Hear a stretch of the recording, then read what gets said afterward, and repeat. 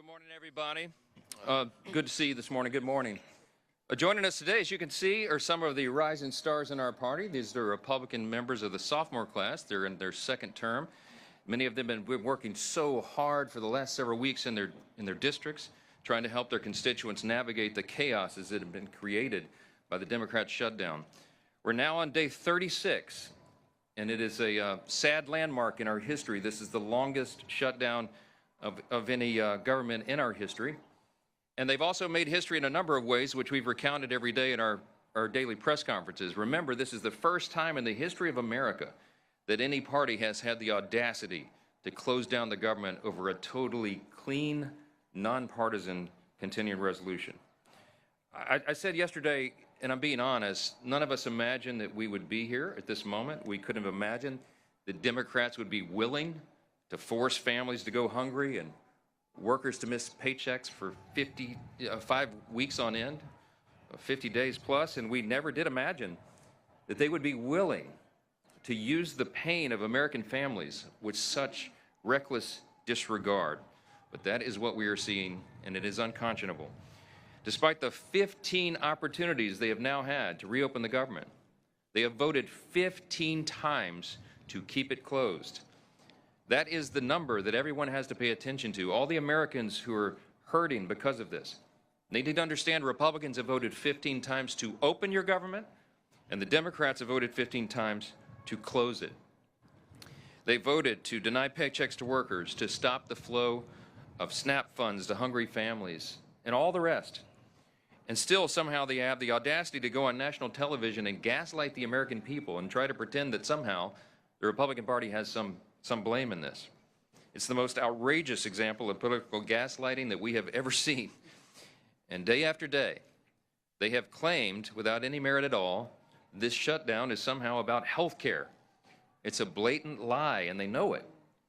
They tried to string together two totally unrelated issues: the expiration of the Obamacare COVID subsidies and the basic funding of the federal government. Those are two totally distinct things. Republicans have always been willing to have a conversation about the COVID-era subsidies and how to make Obamacare and health care more affordable. But we will not, and we should not do so as hostages in their political game. It was in no way necessary or appropriate to shut down the government in order to have bipartisan discussions about the subsidies. The reality is the Democrats could have avoided all of this chaos and all the pain, everything they've inflicted on American families, by simply voting to back the clean, nonpartisan continuing resolution, the 24-page simple document, just as they did 13 times under the Biden administration. They could have passed that 47 days ago. After the House did it, we did our work and sent it over there. And we would have had all these negotiations and continued. I'm going to wrap this up and tell you again why. The big question is why. Why would the Democrats have the audacity to do this? As we summarized so simply yesterday, and we will do so every day, they are motivated out of fear. The Democrats shut down the government out of fear. They have never been more afraid at any point than they are right now. They know, as we all do, what their own polls show. The leadership of the Democratic Party is the most unpopular with members of their own Democratic base. And we saw that in the elections last night. The old guard is desperately trying to use this shutdown to show the radical Marxist wing of their party that they can look tough to President Trump. That's because the new power center of the left isn't the moderates. It's the AOCs and the Bernie Sanders and the Mamdanis of the party. It's the activists who believe capitalism is evil, who disdain the founding principles of their own country. They claim that the salvation of our nation will be brought about by bigger government and more bureaucracy. Look what happened in New York City last night. For the first time in American history, an avowed, openly proclaimed socialist has been elected as the mayor of America's largest city. Zoran Mandami is without a doubt the biggest win for socialism in the history of the country, and it is the biggest loss for the American people. He is truly a committed Marxist. And the results of that race tell you everything you need to know about where the Democrats and their party are headed. From the backbench to their leadership, Democrats have fallen in line behind the socialist candidates. Hakeem Jeffries, as you know, is the highest-ranking Democrat in the House. He gave his full blessing to Mamdani and his socialist agenda. Chuck Schumer, the highest-ranking Democrat in the Senate and the highest-ranking Jewish leader in America, flirted with endorsing Mamdani all the way to the bitter end. Never mind the fact that Zoran has embraced anti-Semitic rhetoric and promised to arrest the Prime Minister of Israel if he visits New York City again.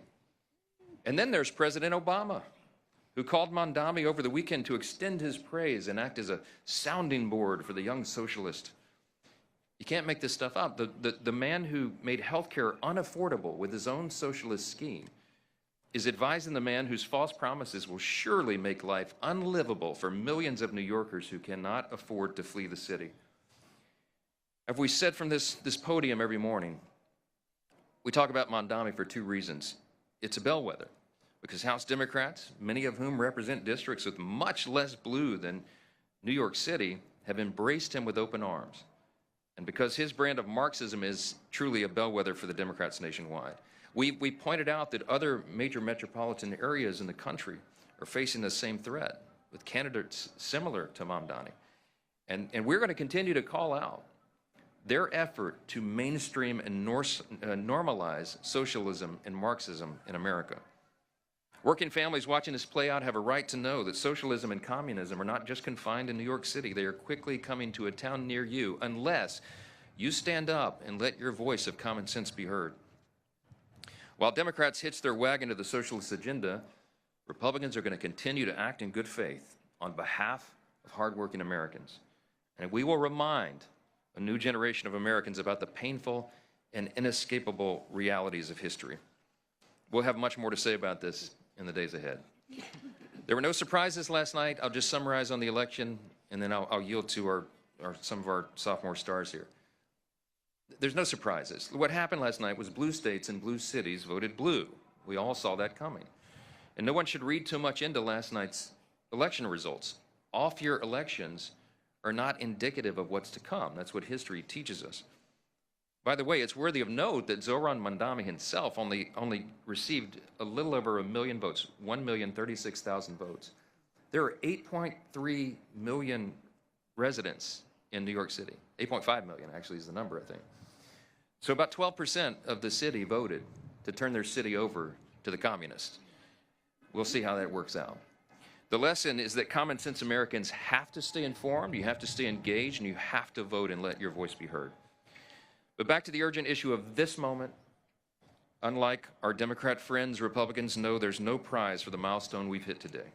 No one wins in a government shutdown.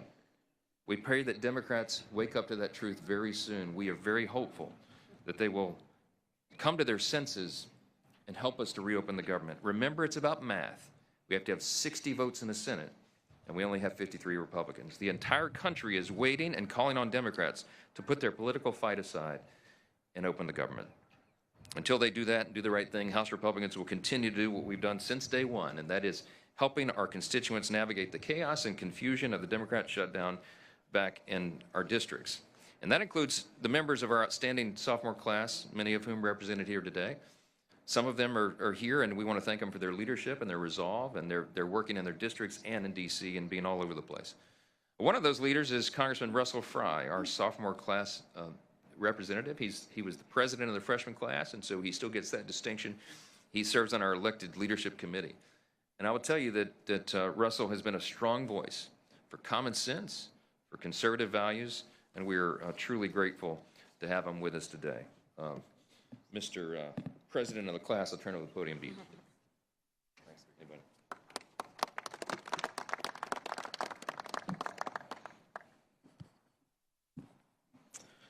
In this world, few things are certain other than death, taxes, and Democrats saying one thing and doing another.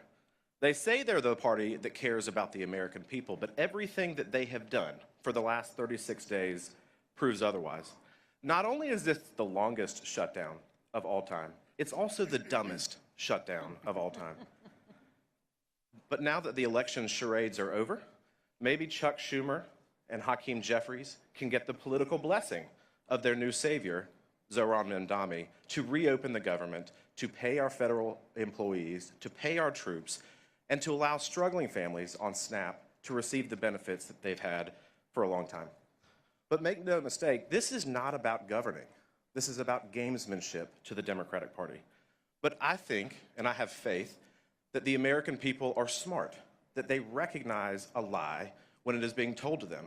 For years, during the Biden administration, we were told that the border was secure by the Democratic Party. The American people were told that the border was secure. It wasn't. For years, we were told by congressional Democrats that President Biden's mental faculties were okay, that he's never been sharper. That was a lie. And now we're told by congressional Democrats, yet again, that it is a Republican shutdown when we all know that the simple math is that you need 60 votes. So Chuck Schumer, I think it's time to call Zoran Mandami and make sure that he's okay with reopening the government. They're holding the government hostage at the expense of the American people. I talked to a U.S. Marshal yesterday in the district in South Carolina.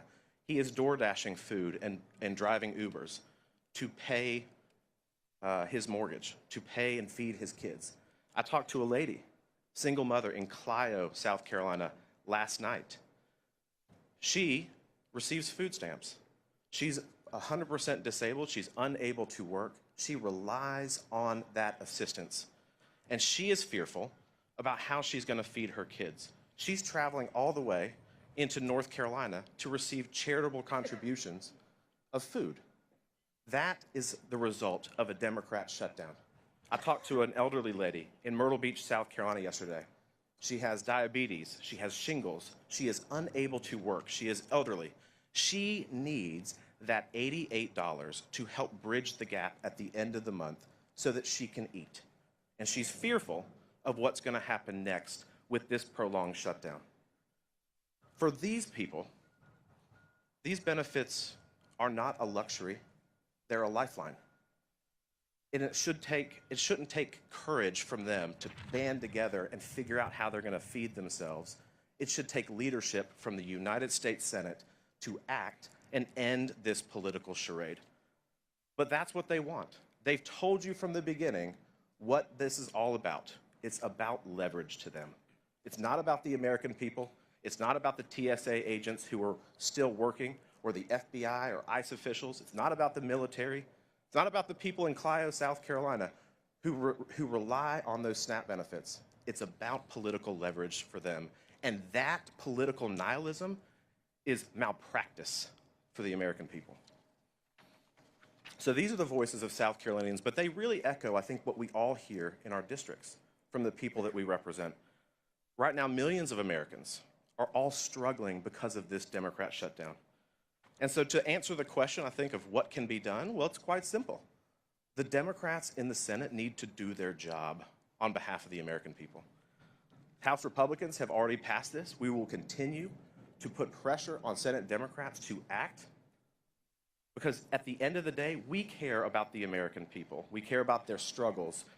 We are not interested in funding illegal immigrant health care. We're interested in making sure that our troops get paid. So today, I echo what the Speaker has said for 36 days, and my colleagues.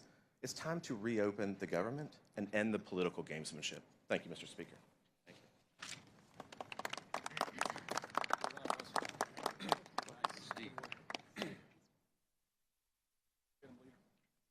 Thank you, Russell. And last night we saw the Democrat Party usher in their new leader. We've been talking about this for weeks, but it was made official. When the city of New York elected Zoran Mandami, he became the new leader of the Democrat Party. And while the Democrat Party had no problem making the shift to socialism, which they embraced wholeheartedly, led by Hakeem Jeffries and others here, America, mainstream Americans, blue dog Democrats across America have not embraced socialism. America is not a socialist nation. You know, when the Speaker mentioned that, is it any surprise that last night blue states voted blue? We're talking Virginia, New Jersey, New York. By the way, none of those were swing states. You had 7 swing states in the election a year ago today. And by the way, we celebrate that a year ago today, Donald Trump was elected president of the United States. And when he ran on very specific things, not socialism. 7 out of 7 swing states rejected that form of socialism that has now taken over the Democrat Party. What President Trump and House Republicans ran on was delivering results for American families. We said we would secure the border, and we actually delivered on that in record time. We said we would prevent a tax increase on anybody. Every American, no matter what income level you were at, you were facing a tax increase, in many cases a 30% or larger tax increase. We said we wouldn't do it. The Democrats bragged that they were going to raise your taxes. And the American people decided that, not New York City. The American people a year ago decided they didn't want a tax increase, and we followed through on that by preventing the largest tax increase on American families. Also by delivering no tax on tips, no tax on overtime. For seniors, 85% of whom will not have to pay taxes on their Social Security income when you factor in the deduction. We delivered on that. Every Democrat, by the way, voted no, because Democrats don't want hardworking Americans to keep more of their money. They want socialism. And let's think about those hollow promises that Zoran Mandami talked about last night. Can anybody wait to see what those free buses are going to look like? I'm sure they're going to be incredibly safe and clean when you ride the free buses. Can anybody wait to see what those government-run grocery stores are going to look like?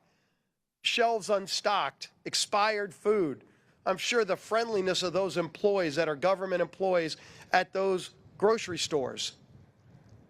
That's what socialism does. Socialism always overpromises and underdelivers. But should we be surprised? That's what Democrats up here in Washington have been doing for years.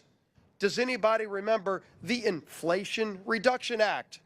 Yes, that was a Democrat-created product that ushered in record levels of inflation. Where was the inflation reduction? They have no problem lying to the American people. Does anybody remember, by the way, the Affordable Care Act? Yes, that was Democrats only creating current health care law. The law of the land in health care today is Democrat-only created Affordable Care Act. That's anything but affordable. All we've seen is 80% increases in costs for families, record profits for insurance companies, but 80% increases on families. Democrats have never had a problem lying to the American people, overpromising to the American people, and never delivering the goods. And you contrast that with Republicans. Again, a year ago today, we ran on very specific things, and we've already, working with Donald Trump, ushered in a new level of American greatness. And it's not just here in America. We're finally starting to see that leadership around the world that we've been so desperately lacking when President Trump starts getting peace agreements in Middle Eastern countries, in other places. It's about delivering on promises for the American people. And all we're seeing during this shutdown is Democrats scared to death of the Mandami wing of the party. They've said it. Some of them said it out loud. But they have exercised it in their votes. They voted time and time again to keep the government shut down, knowing they're inflicting suffering and pain on the American people, admitting that they're using that suffering to try to get leverage. They still can't tell you what the leverage is for.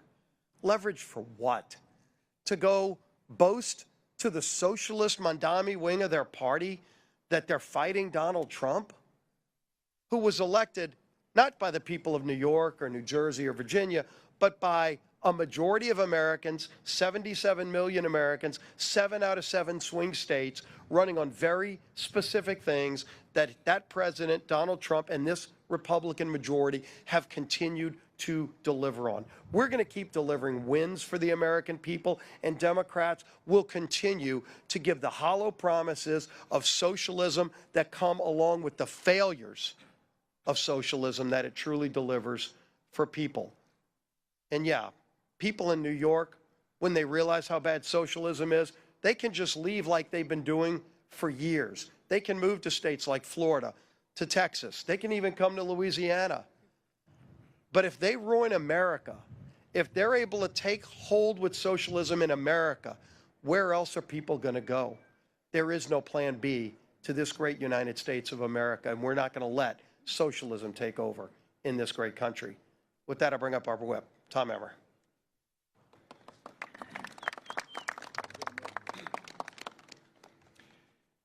Democrats have officially set the record for the longest shutdown, government shutdown in U.S. history. And each day that their needless shutdown drags on, the consequences get more and more severe. Yesterday, Transportation Secretary Sean Duffy said they might be forced to close certain parts of the airspace if the Democrat government shutdown continues into next week. Remember when one Democrat aide remarked that the party will not concede short of planes falling out of the sky? They weren't kidding. They are prepared to prolong the pain that they've inflicted on the American people because, as Chuck Schumer said, every day the government is shut down gets better for us. And as Catherine Clark and Chris Coons said, government shutdowns are one of the few leverage times they have. But while the Democrats have been busy playing politics with people's lives, President Trump has been hard at work delivering on the mandate 77 million Americans gave him 1 year ago today. In just 10 months, President Trump has delivered the largest middle tax cut in history. He brought illegal border crossings down to record lows after 4 years of the Biden border crisis. He ended 8 wars and made America respected again on the world stage. And he's just getting started. While President Trump has been hard at work delivering on the American First agenda for 77 million Americans, that's what they voted for, the Democrats have been hard at work obstructing that agenda and consequently the will of the people at every turn. The Democrat Party of today is not your grandfather's Democrat Party. Nothing proves it more than last night's election results. From a communist mayor in New York City to a Virginia attorney general who said he wanted to murder his political opponent, pro-terrorist Marxist radicals are now the left's mainstream. We will prove that there is no problem too large for government to solve and no concern too small for it to care about. That is a direct quote from Kami Mamdani. And it should terrify every single freedom-loving American. This is the land of insanity Chuck Schumer and company have enabled with their party's political games, and now they must own the consequences. And with that, our conference chair, Lisa McClain.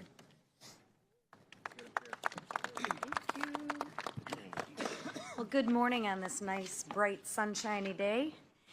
Let's begin with this. Today marks 1 year since President Trump won the 2024 election. And since that day, Republicans secured our border, unleashed American energy, and delivered the largest tax cut for working families in history. Promises made, promises kept. Yep, there's a lot more to come, folks. But Democrats, in that 1 year, they have done nothing but obstruct, delay, and deny. They've obstructed the American people's agenda, delayed millions of flights, and denied SNAP benefits for the hungry. And for what? Ask yourself, for what are the Democrats fighting for?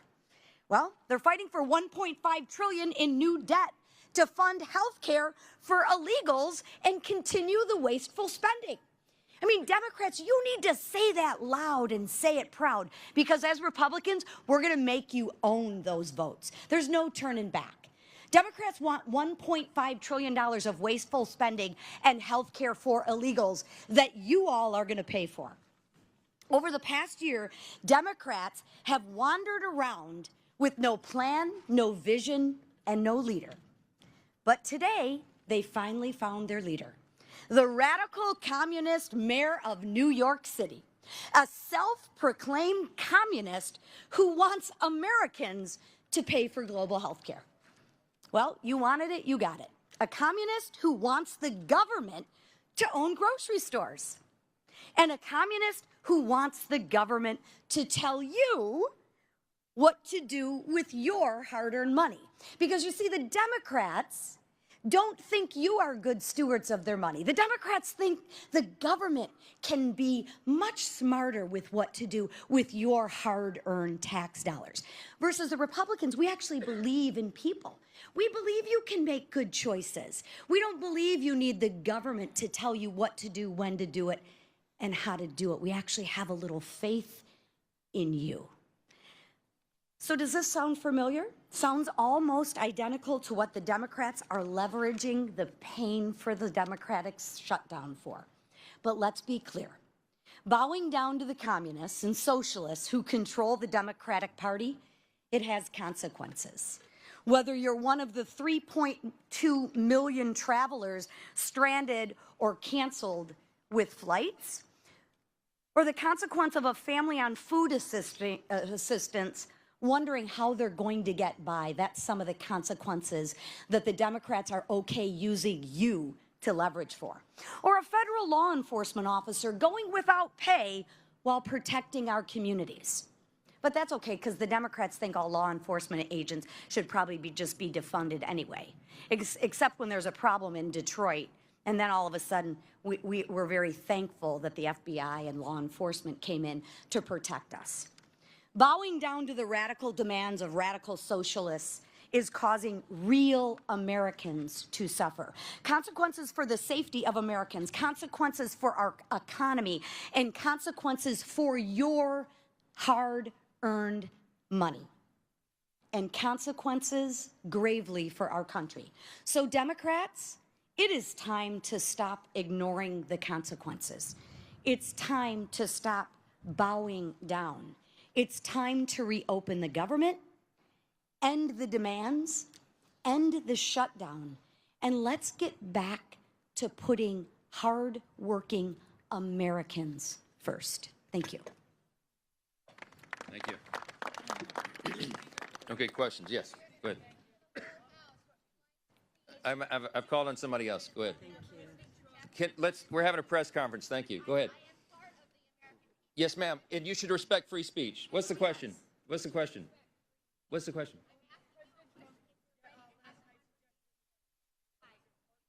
I can't hear you because we have someone who doesn't respect the rights of their colleagues over here. I'd love to talk with you. Wait. I'd love to talk with you. Come to my office, okay? You have an obligation. Yeah. Yes. Yeah. Okay, let's talk about it. I've been doing that. We did that before the shutdown began. We went to the White House. We went and sat in front of the Resolute desk. We brought Leader Jeffries and Leader Schumer in, and we had a discussion. The president said, please don't shut the government down. It would cause all this pain to the American people. This has never happened before. It's a clean, nonpartisan CR that every Democrat, including you, voted no on September 19th. You voted to shut down the government. You voted to stop SNAP benefits. You voted to not pay the troops, not pay TSA, Border Patrol. You may regret it now, but that's your vote, and it's on the record. So the president had us in, and they didn't want to have a dialogue or debate. They thumbed their nose in it, at him, and he had to do it. Appreciate it. Thanks for your input. Somebody give me a question that's real.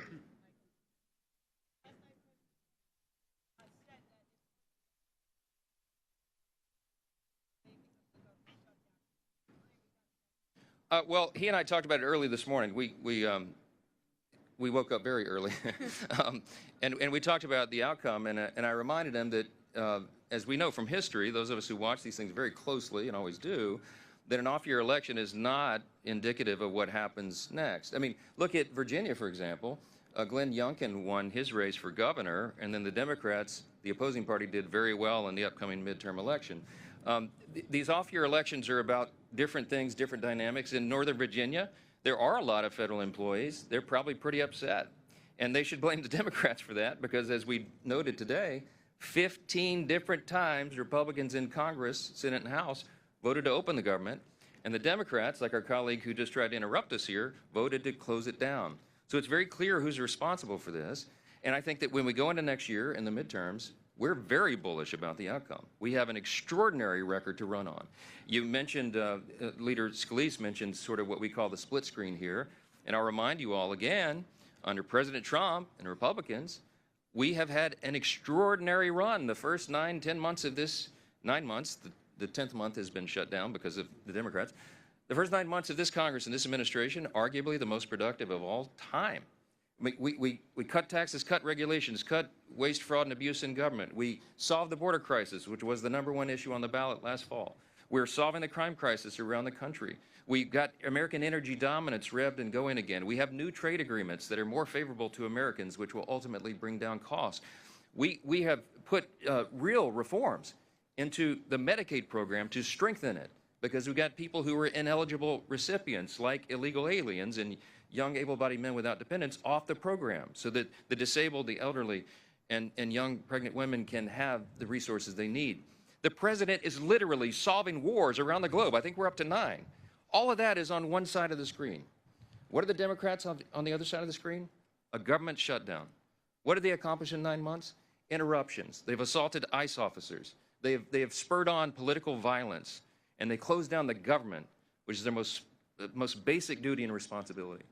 I think the American people are smart. I think they will understand this, and I think the midterm is going to be a great one for us. We had a demographic shift in 2024. We have a very favorable election map on the Republican side, and it will be even more favorable once all the redistricting stuff is settled out. We have Democrats who are flailing. They have no leader. Their national leader now, as we've noted, is Mondami. He's a communist. Good luck with that. I don't think the loss last night was any reflection about Republicans at all. I think people are frustrated and angry, as we are. I am. The president is. And we express that different ways. But look, we look forward. We're looking forward to a great election running on our record. And we're going to get all of our incumbents reelected, and we're going to add to the number here. So that's the answer. Yes.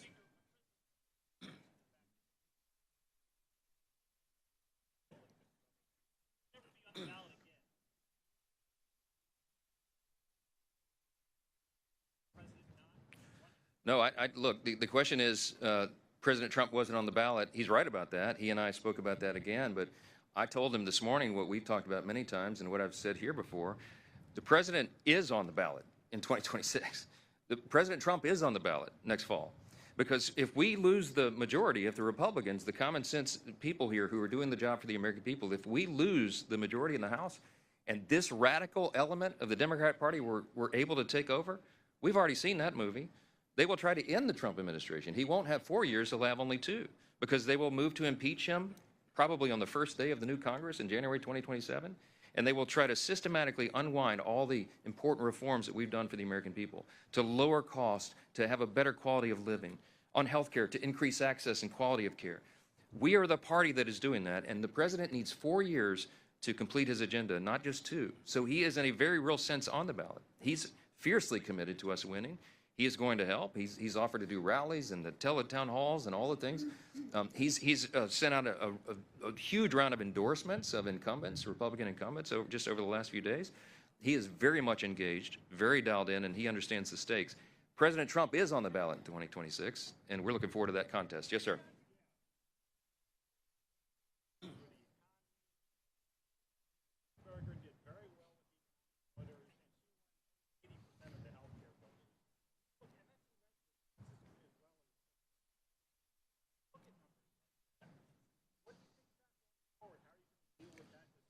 Well, the economy and healthcare are 2 of the primary issues in the country, clearly, and that's why we are delighted to run on our record. We are addressing that. We are delivering for the people. We are fulfilling our promises. President Trump got more votes, by the way, in Virginia and New Jersey than either of the 2 governor candidates, the Democrats there. And one of the things that we ran on was improving these. We passed the American Families Tax Cut, the big, beautiful bill, and got it signed into law on July 4th. Many of those provisions will be coming into play now. It was filled with pro-growth policies. The people standing behind me all worked individually and collectively very hard on that legislation. And the American people are going to feel the positive effects of that before they vote next fall. We did it early enough so that the economic effects could be felt. And you're going to see costs go down and quality of life improve. Our policies lead to that. Socialism does not. Socialism does not lower costs. It doesn't lead to lower costs. It leads to human misery. It leads to the decay of society. It has happened everywhere. When the socialists, Mondami, and the Democrats here, Leader Jeffries apparently is a socialist now. He endorsed Mondami. He owns the results there.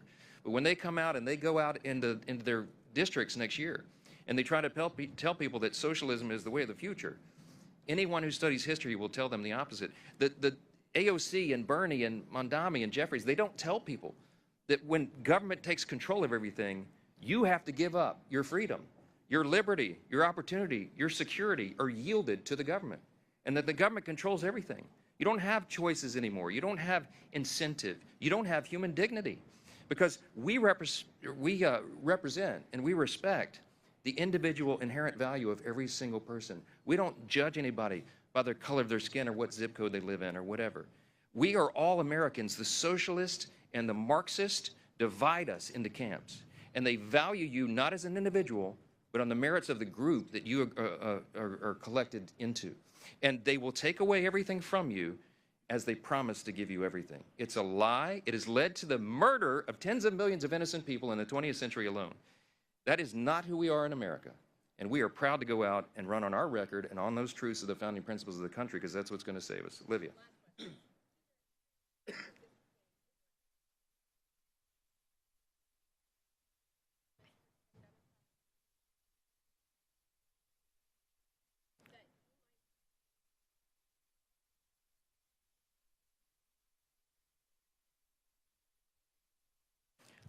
I don't have anything to do with redistricting. The Speaker of the House, people think, are in charge of everything. This is a state-by-state battle.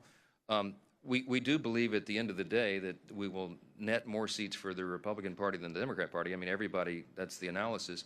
I'll make a comment about the tragedy in California last night. What California did is very, very different, as you all know, by comparison to what a state like Texas did. Texas was following the federal and state constitution, following their state law and redistricting. California was not. They had to trample over their own state law, over their own independent redistricting commission that they had all put into place. It was a desperation, a sign of desperation on the Democrat Party. It was a game to try to rig the election, as if you could gerrymander California anymore. They managed to do it. I mean, there's like 53 representatives from California. We had 9. They want us to have 3. I mean, it's just a blatant example of Gavin Newsom's immoral leadership and the fact that they will do anything to try to rig the system to win. They know that they cannot win on their policies. They know that they don't have a national leader other than the Marxists now to try to set the tone and guide the course. And so they're going to try to rig the game. We're going to win that anyway. We're bullish. We're going to fight like warrior poets in California, and we're going to make sure that our Republicans get reelected. And we're going to do that all around the country, and we're going to continue to move forward, pursuing the America First agenda, delivering on our promises, and making this country great again. That's what we're committed to, and we'll continue to do it. Thank you.